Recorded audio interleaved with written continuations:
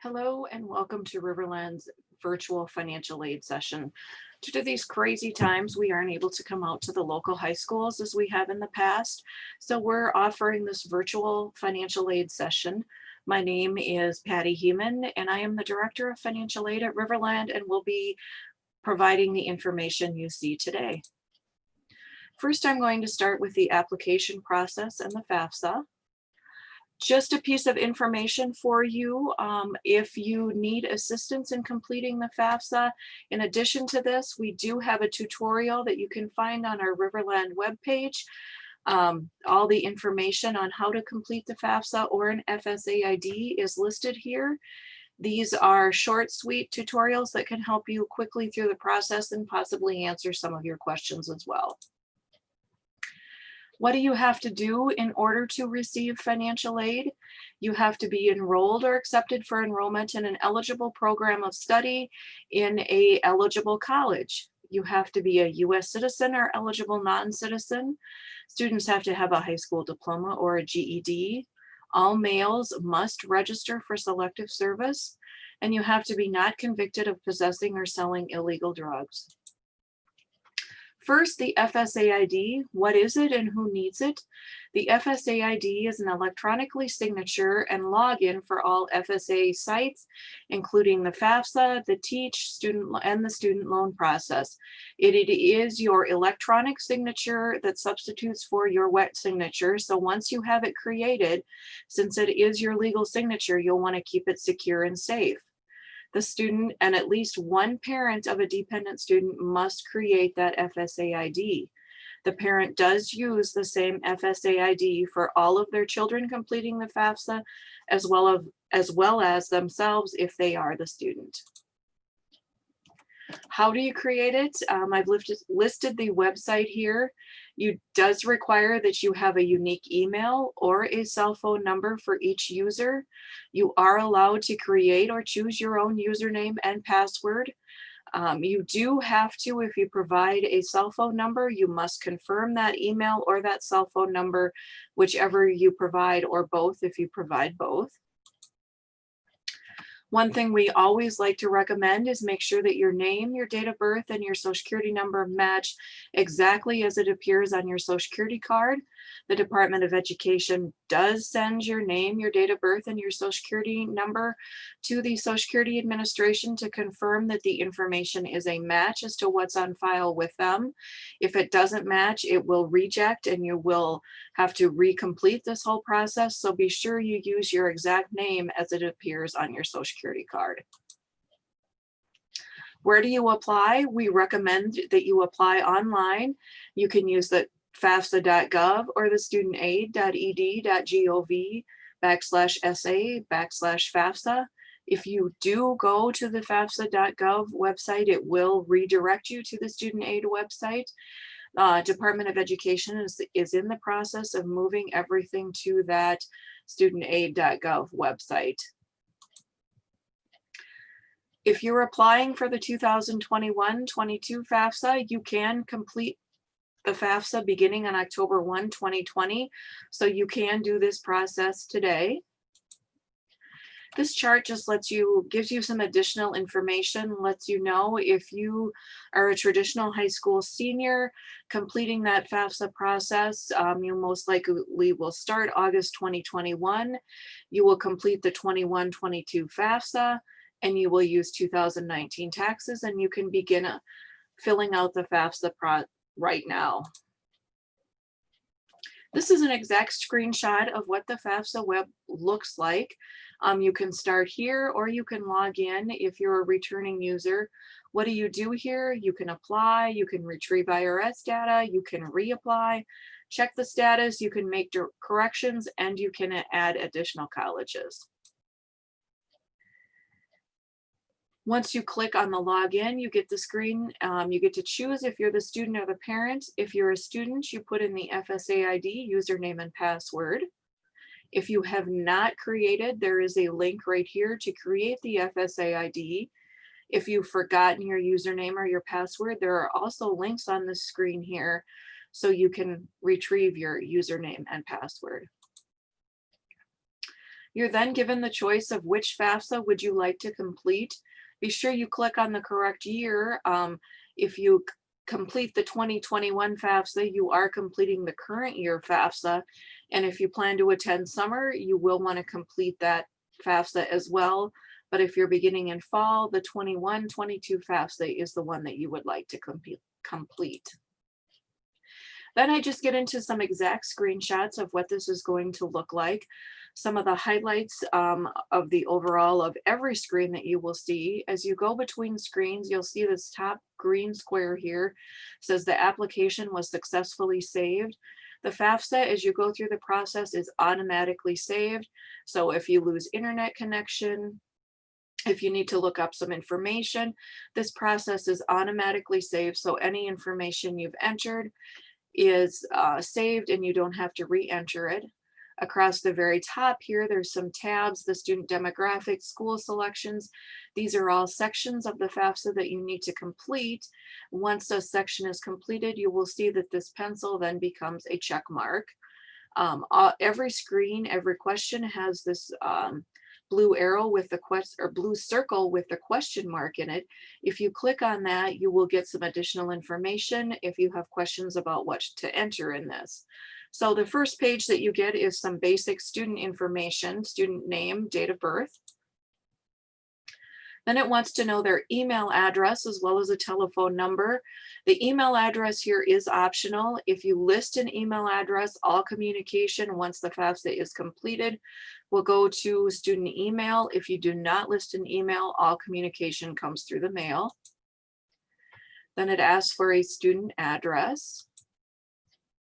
Then it wants to know how long have you lived in Minnesota, and it does use the logic. It recognizes that the address was listed as Minnesota, so then it automatically populates that for you.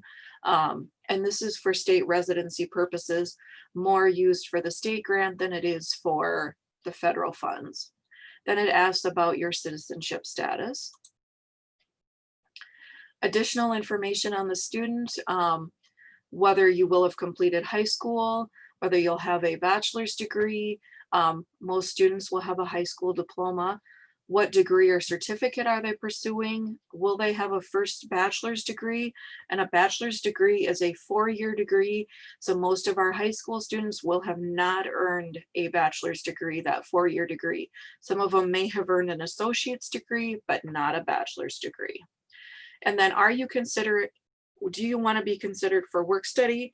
Work study is a job students do on campus. I always recommend students mark yes. This will put it on the student's award letter. It doesn't require that the student work on campus, but will give them the option to work on campus. Then we get the are you male or female question. This one is for selective service. And it says since male was checked, male citizens tells you are required to register for selective service. And the really nice thing about FAFSA is many of our high school seniors are not able to register at the time they complete the FAFSA because they're not 18 yet. You must be 18 to register for selective service. So in that case, you can mark no, and then it says, do you want us to register you with the selective service system? If you mark yes, your FAFSA process will automatically register you for selective service when the student turns 18. So it's a great process. We highly recommend that you do that to make the process smooth and easy for the student. Driver's license number is optional, but you can enter that. Then it wants to know if you were in foster or youth care, and then just some general first generation information. It wants to know what is the highest level of school that was completed by the parents. Then as you can see, the student demographics tab up here on the top now has a green check mark, and the school selection tab is now highlighted. And so we moved on to the school selection. The first thing that it wants to know is what was the name of the high school that you graduated from. Then you're able to enter colleges that you would like this information sent to. Every college has a school code. If you know that federal school code, you can click on yes, and you can put in that school code. If you do not know the school code, you can select no, and then you can do a search for this.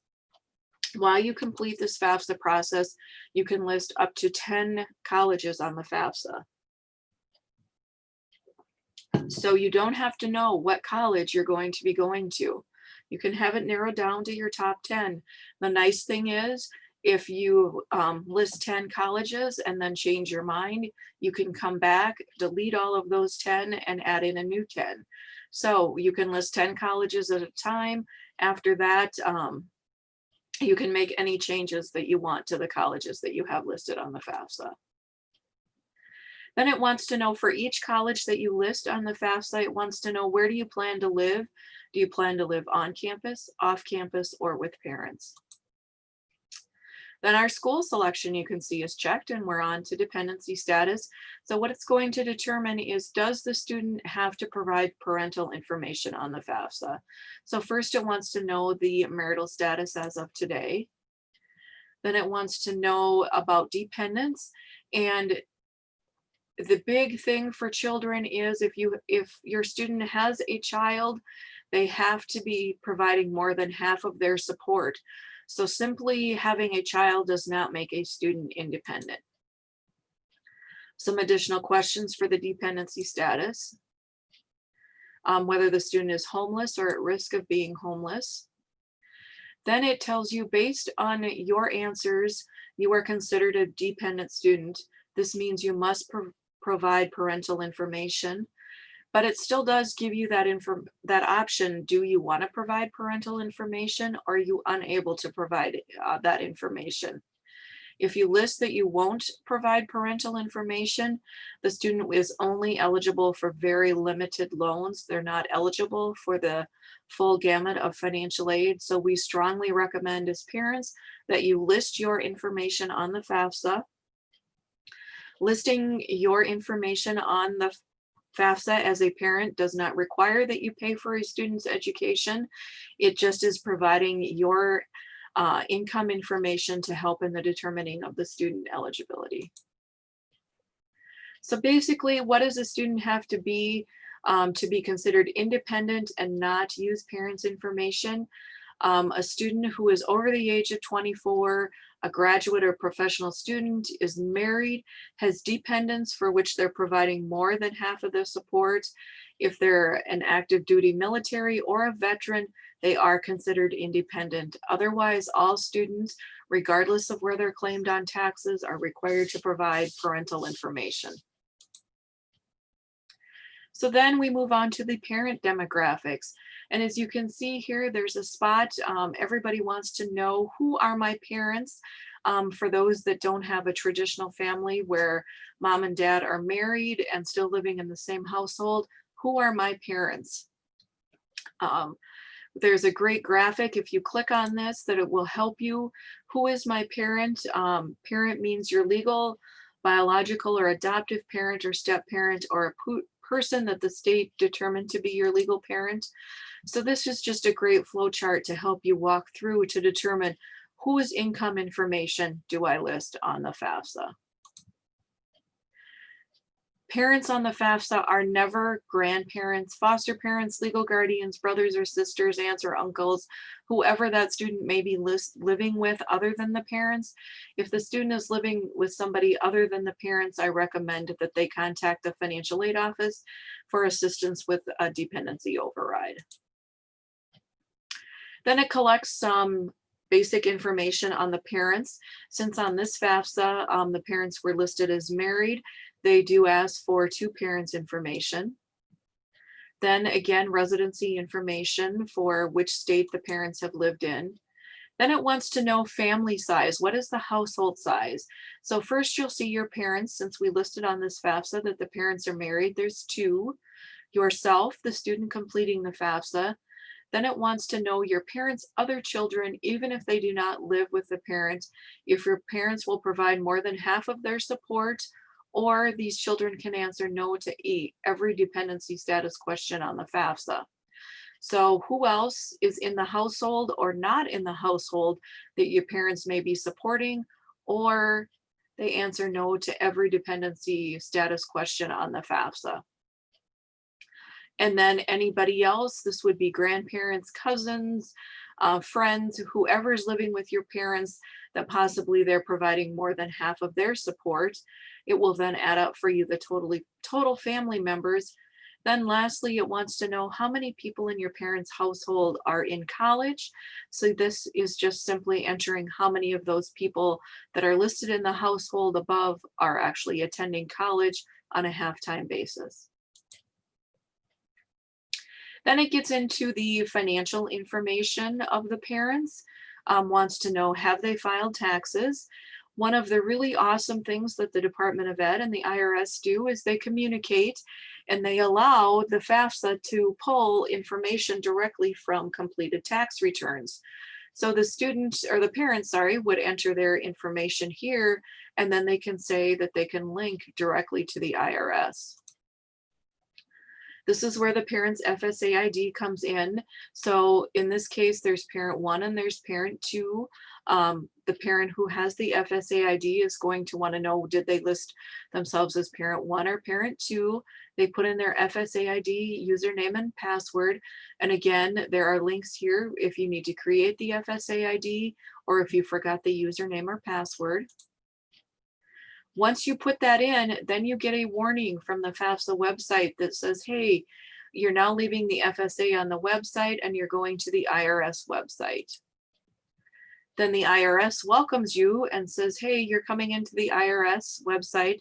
This is for authorized use only. Then it will ask you to enter some information.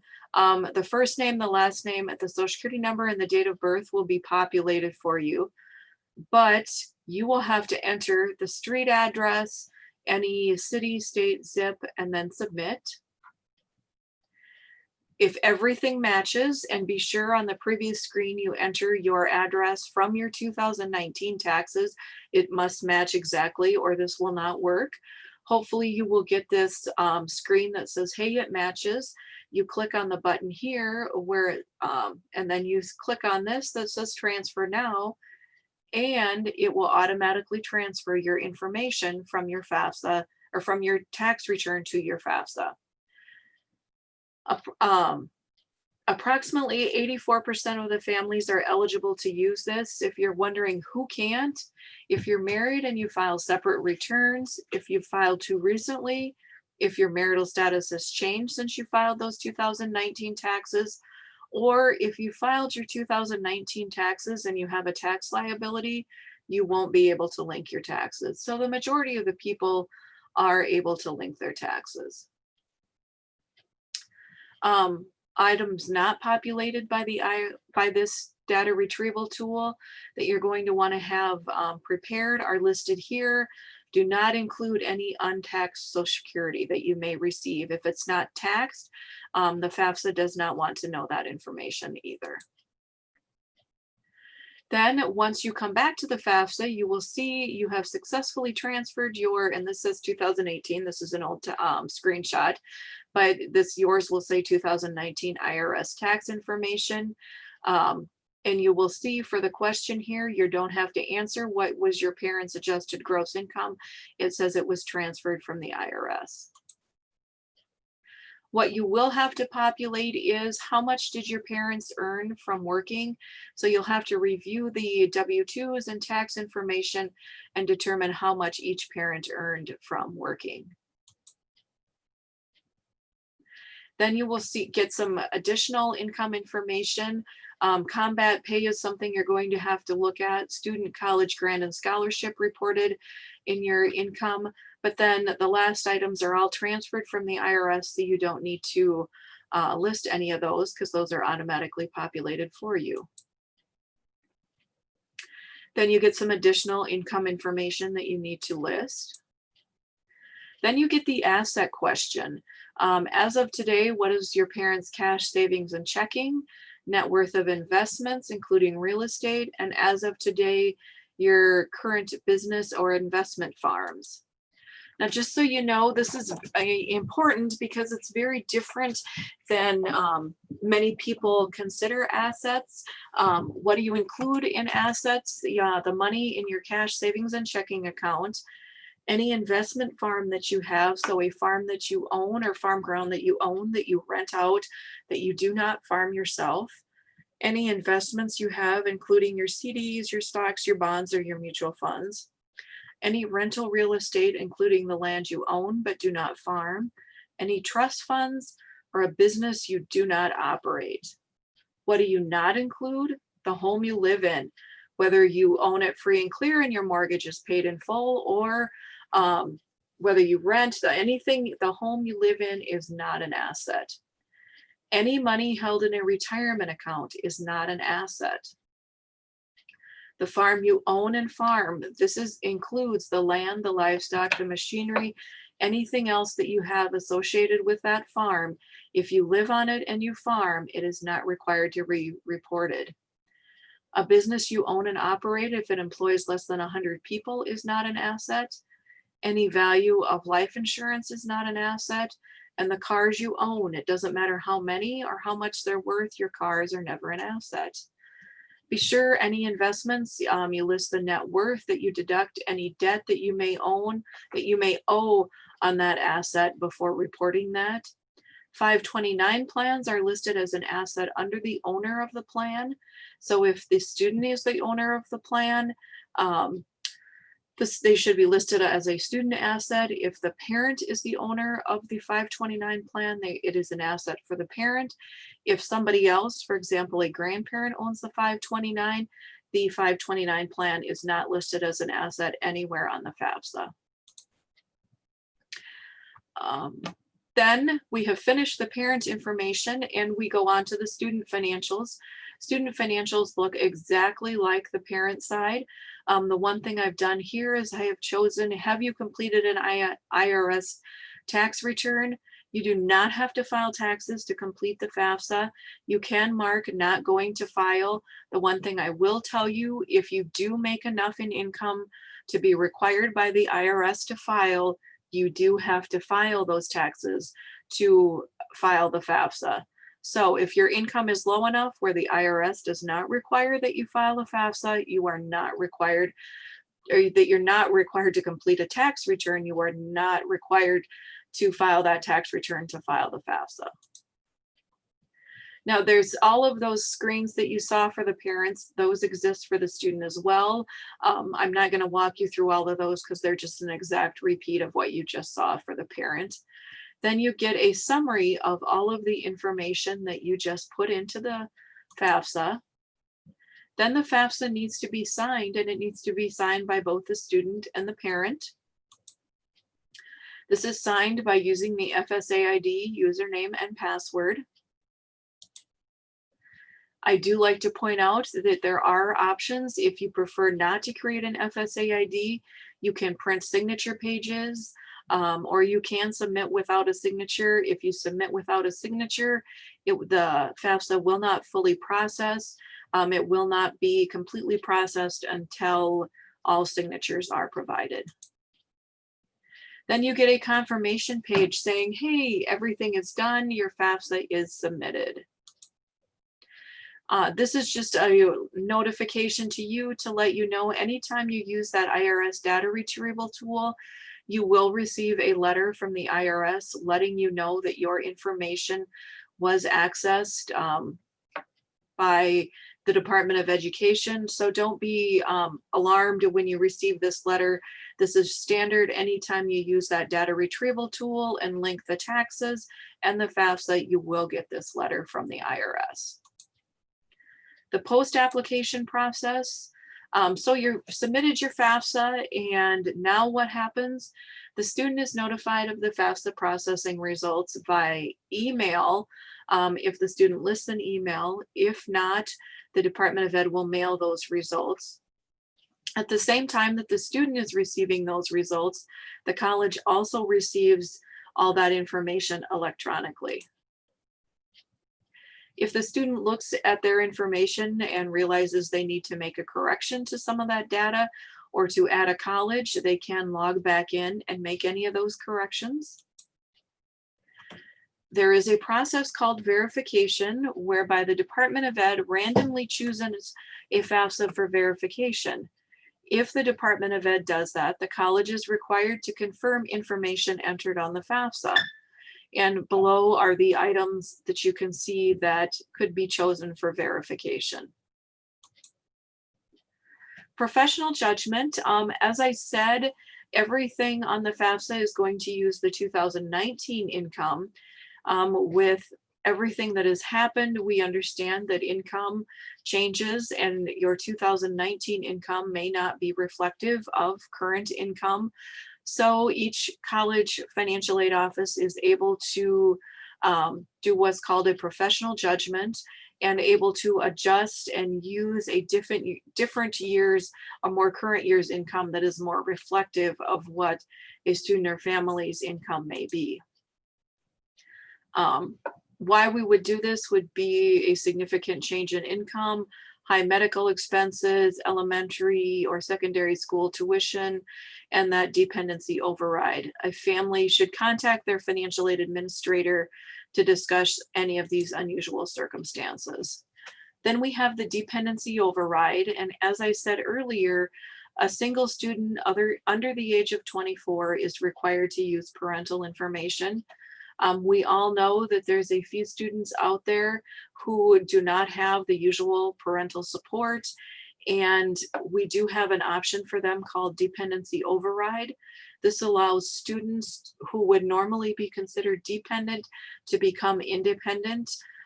Refer those students to the financial aid office, and we will pay, or to their high school counselors. Most of the high school counselors are very versed with this process and have assisted many students through this process as well. As I said, if you complete this process without parental information, the student is eligible only for a limited amount of loans. Parents listing their information does not make them liable for any of the students' educational costs. After you complete that verification process, or if you don't have to complete the verification, the student should receive an award notice from each college listed on the FAFSA. That award letter will notify them what they have for eligibility in the different awards. The Pell Grant is always the same amount at all colleges. Be sure to confirm on that award letter what is the credit level that they're reflecting for those awards, and compare the net cost after grants and scholarships. Sources of financial aid. First is the Pell Grant. And these are all federal ones. The Pell Grant, every student who applies and meets eligibility requirements receives those dollars. You don't have to apply early. It doesn't matter when you apply, you will receive the Pell Grant if you're eligible. The federal supplemental grant, the FSEOG, each college does receive limited dollars. So if you believe that you have a low income and would be eligible for the supplemental grant, we recommend you apply early because every college runs out of dollars. So be sure that you apply early so you are eligible for the supplemental grant. And then next is the Teach Grant. The Teach Grant is for students who are becoming teachers. It does have some additional requirements, so be sure you're aware of those. But those are specifically for students who want to become teachers. Then we have state grants and scholarships. The nice thing about the FAFSA is completing the FAFSA is also applying for state dollars. So it's not a separate application to apply for the Minnesota State Grant. Completing the FAFSA is also applying for the Minnesota State Grant. And again, whoever applies and is eligible receives the state grant. There is as well a Minnesota Indian Scholarship, post-secondary childcare grant, which is funds to help students pay for their children's childcare while they're in college, and a Minnesota GI Bill. Then there's lots of institutional scholarships and grants. These are more prevalent at the private colleges than at the community college level, but be sure you investigate all of those institutional scholarships and grants that may be available. They generally require an additional application process, but these are the scholarships that make the private colleges affordable to most students. Then there's just general private scholarships, and these are some links to some scholarship searches that you may find some additional dollars. Federal and state work study is a job that a student does on campus. They earn money. It's a great way to get integrated into the campus and find out about the campus. The nice thing about work study is that the wages that they earn don't count against the student for future earnings on the FAFSA. So while work study is a job and it is taxable income, when you complete the FAFSA, it is deducted as income on the FAFSA. Then we have student loans. All Stafford Plus and consolidation loans are now direct loans, which means the lender is the federal government. The school packages the loans on campus, and all of those loans are requested through that process. You do not go to your own bank or a private bank to get a federal student loan. There is no credit check or employment history. All students taking 6 or more credits are eligible to receive student loans. The first and the best type is the subsidized loan. That one, the interest is paid by the government while the student is attending college, so that loan will not grow at all. Then there's the unsubsidized loan. The unsubsidized loan, the interest is the responsibility of the student while they are in college, so that loan will see a little bit of growth while they're in college. And then you can see the amount that a student can borrow each year while they are in college. The PLUS loan is a parent's loan. Now, while the direct loans, the previous loans, the sub and the unsubsidized loans are student loans taken out in the name of the student, and the parent has no responsibility to repay. The PLUS loan is completely the opposite. It is a parent loan taken out by the parent in the name of the parent, and it is the parent's responsibility to repay this loan. Then there's a plethora of alternative loans from many different sources. In order to find the best student loan for you and your family, I recommend visiting with the college where your student is attending, and they will let you know what they have available to offer. They are different generally at every college, but we recommend that you review what's available and only borrow alternative loans if necessary. Use them as a last resort. Tuition reciprocity, just a reminder that this allows students to attend neighboring states at tuition rates very similar to as if they were a resident. So don't forget, if you're attending out of state, to apply for that reciprocity.